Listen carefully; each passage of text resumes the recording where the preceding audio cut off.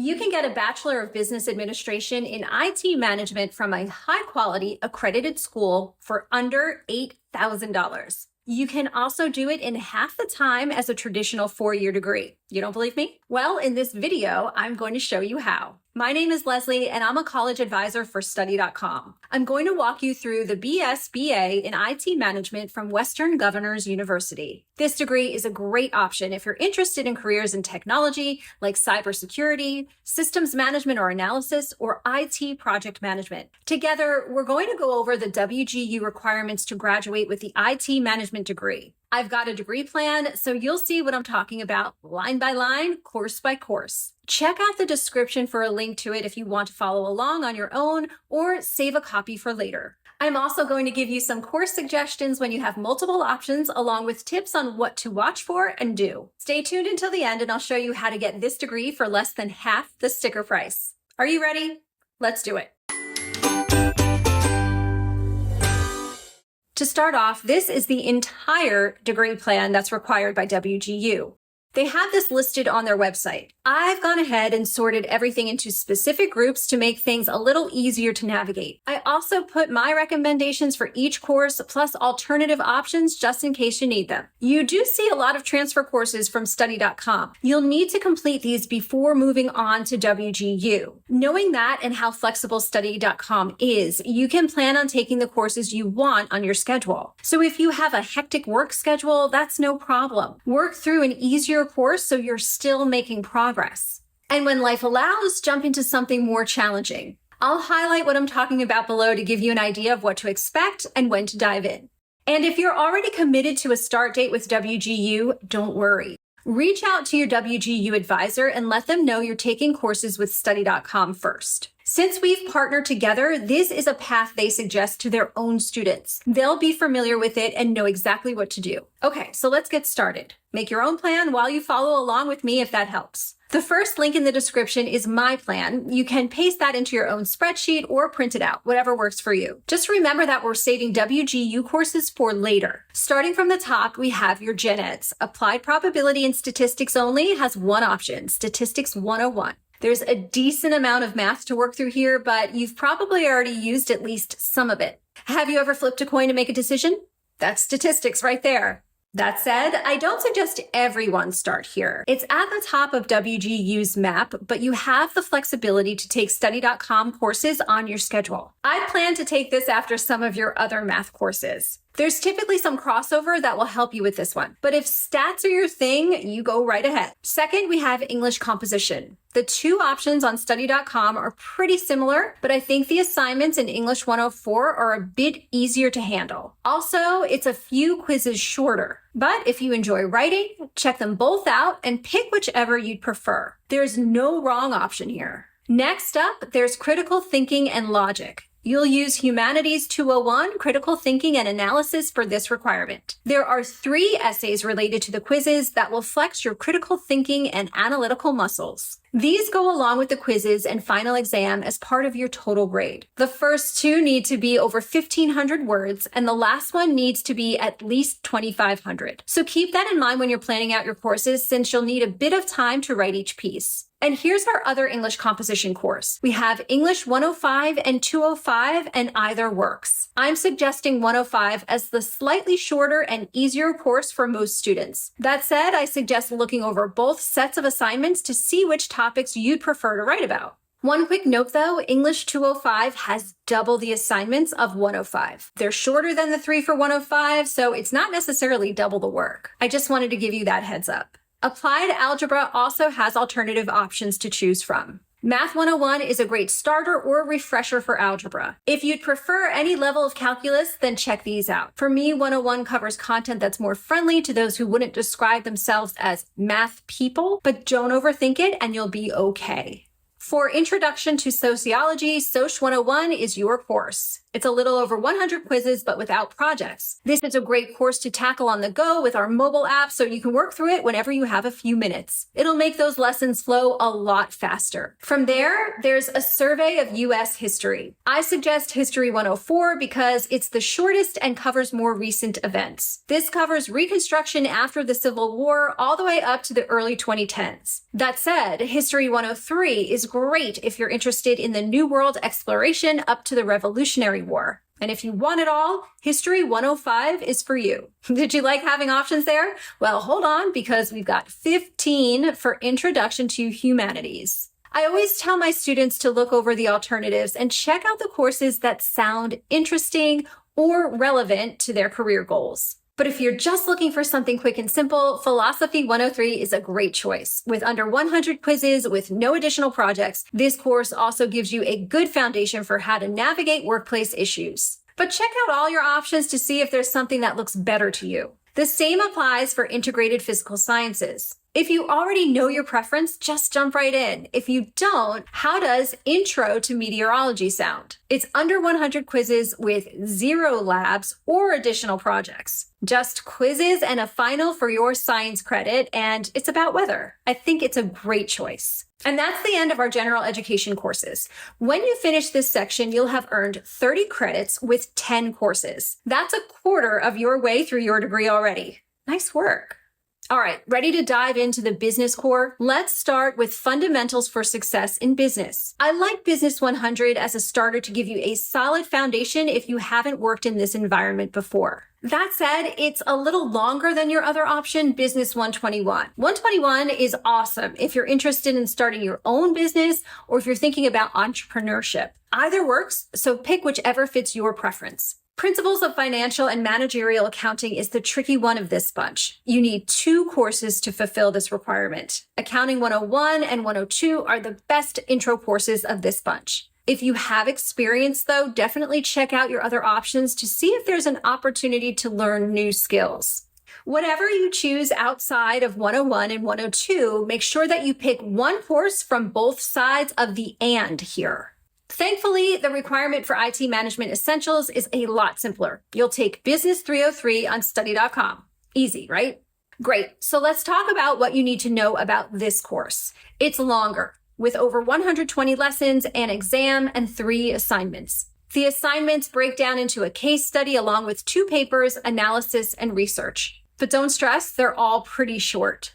How do you feel about finance? If you're new, Finance 101 is my pick. There's also Financial Management and Corporate Finance. Fair warning though, Corporate Finance is an upper level course. That means a higher level of difficulty for this one. Unless you're looking for an IT career that is related to finance, I'd check out your 2 other options and see if either is a better fit. For concepts in marketing, sales, and customer contact, we've got Business 102. You'll get a good foundational understanding of how businesses and customers think about their products. With less than 90 lessons and the final, you'll probably move through this one faster than most of the others on this list. A great option if you're really busy, but you still want to make progress. Next is Principles of Economics. I slightly prefer the study.com course by the same name, but you can also use macroeconomics if you prefer. I like this one because it covers micro pretty well and discusses enough macro concepts to give you some great tools for the real world. Also, there are fewer quizzes to deal with, but again, not enough to really make a difference. But hey, if you like macroeconomics, then jump right in there. The next 2 requirements are linked together for WGU, but they each line up with the study.com course. First is Business Environment Applications 1, which will plug in Business 103. A heads up though, there's a little over 100 lessons and quizzes on law. It can get dry for some students. Definitely take your time with the concepts, but don't get too hung up on everything either. Practice tests and exams might come in handy here to spot check your understanding. The second half of the Business Environment Applications pair can be completed with Business 312. With only 64 quizzes, this is a very short course. Nice. The 2 additional assignments are a 1,000-word essay and project, just a little longer than that. That makes up for some of the quizzes you'd normally handle and allows your brain to flex its muscle in different ways. Overall, I think it's a great way to step into logistics and management. For the global business course, I almost always suggest Business 120 to my students. It has a good blend of international markets and how globalization is impacting our world. That said, if you're interested in large-scale or international IT management, check out Business 308, Globalization and International Management. It's got 2 case studies that you'll have to write essays on real-world situations. If that would be good practice, try it instead. You'll take innovative and strategic thinking at WGU, so let's move on to emotional and cultural intelligence. Communications 301 fills this requirement, and it's another shorter course with under 80 quizzes. There's only 1 reflective essay assignment. If you're a quick writer, this course will be pretty quick. And if not, that's okay. There's only 1 assignment, and it's about you and your own culture and how you interact with others. Use the information from the course and write about what you know. And to round us out, there's Principles of Management.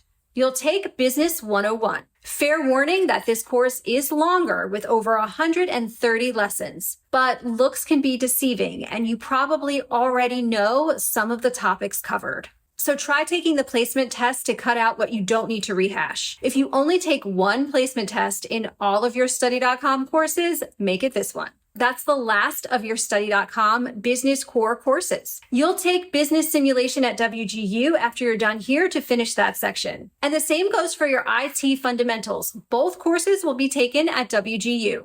So let's talk about business management next. This section has more courses that you'll take at WGU: values-based leadership, operations and supply chain management, and change management.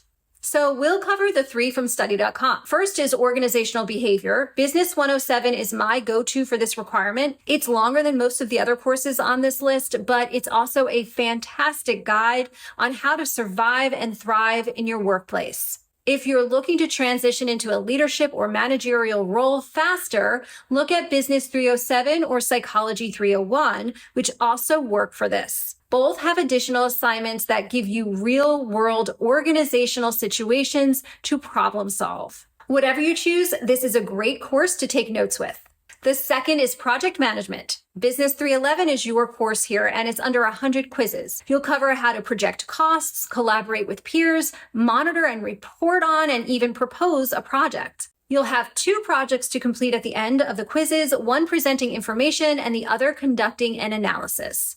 And third, we have quantitative analysis for business. You'll take Business 212 here, which covers topics like descriptive stats, probability in business, forecasting, and more. It's going to take a bit of time with over 120 lessons, but your earlier stats course is going to help here. This section has 1 requirement that you can complete with Computer Science 108. This course is awesome for getting a grip on different types and aspects of networking. If you already have experience here or you're interested in security more specifically, then check out Computer Science 202, Network and System Security. 108 is probably faster, but 202 is a great alternative if that suits you. You have 4 requirements for HR, 2 of which you'll wrap up at WGU. Those would be compensation and benefits, along with workforce planning, recruitment, and selection. With study.com, you can complete the 2 others. First is human resource management. Business 106 is my pick for a great intro, and it's pretty short. But if you're interested in diving further in, consider Business 306 or Health 310. Business 306 covers strategic HR management, while Health 310 deals with HR in a healthcare setting. Both have more lessons than Business 106, but they're great options if you're going for a specific career. The second course you'll take in HR is Business 314. You'll need to write a case brief, workplace scenario, and demographic comparison project in addition to the quizzes and exam. There's not as much writing in these assignments as some of the others you'll tackle, but you'll be making tables and flexing those other parts of your brain. The last course from study.com is Computer Science 107 for the Data Management course. CS 107 is all about SQL and databases. The assignment has you create a simple query, write a brief essay, and design an entity relationship diagram. Don't stress if that's not familiar. The course will go over all of that and more. And like I said before, you'll complete the last 3 courses at WGU. And that's all of the courses you can complete on study.com. Remember, you'll want to get these finished before you head over to WGU. And if you're already there, contact your advisor to get started with us. And there you have it, 29 courses on study.com going directly toward your degree. That leaves 11 courses to wrap up at WGU afterward. And I know that was a ton of information about what courses to take and from where, but what does that mean in terms of how much time you'll spend on them and the costs involved? Well, that depends on your schedule and the time you can spend on these courses consistently. If you want the most bang for your buck, shoot for 2 courses every month on study.com. And that might sound like a lot, but with a little bit of time management and careful planning, it's doable. I tell my students all the time to remember this tip. The more time you can spend with the material every day, the better you'll recall and learn it. Why 2 courses every month? I'm glad you asked. For $235, you can access your course anytime and take 2 exams on study.com every month. That means you're not paying per course or for a longer term, so it's flexible. Let's use that to calculate the total cost of your study.com coursework using that 2-a-month schedule. With 29 courses, you'll be done in 15 months. That's a little over a year and would cost you a little over $3,500. For the remaining 11 at WGU, continuing to take 2 courses a month means you can finish those in 6 months. And a 6-month term at WGU costs $3,955. And that's it. You're done. You've finished the entire program in less than 2 years. Not only that, but you're also doing it for a total cost of $7,480. And you heard that right, earning a full bachelor's degree for under $8,000. Where else can you do that? Make sure to keep in mind what I said about WGU's term. You'll pay for 6 months at a time, not per course or per month. That means if you need a 7th month, you'll have to pay for another 6-month term. That said, most of my students at WGU have been able to keep up that same pace. So figure out a plan that works for you and you can finish 11 courses in 6 months too. You might be wondering why you shouldn't just take everything at WGU, and that's a fair question. One of the biggest reasons is cost. If you follow our 2-a-month pace, you'd be finished in the same amount of time. That said, you would need to pay for their 6-month terms instead of a study.com monthly subscription. The 15 months we switched from study.com would be 3 terms, and we'd need 1 more to finish as before. That's $3,955 times 4, or $15,820. That's still a great price for an IT degree, don't get me wrong, but using the study.com courses we've covered in this video at the pacing we discussed would save you a little over $8,000. And you can do a lot with that money, so why not keep it and get the same credit for your degree? So are you ready to get started? Don't forget, there's a handy link to the degree map we just walked through in the description of this video. So save a copy, print it out, whatever you need. And if you want to talk through this degree or certain courses, reach out to a study.com advisor. If you already have a WGU advisor, they are great resources too. Since WGU partners with study.com, these courses are guaranteed to transfer. Thanks for watching. Be sure to like and subscribe to see more of our videos on how to hack your degree. We've got you covered, and study.com advisors are here to help too. Good luck, and you got this.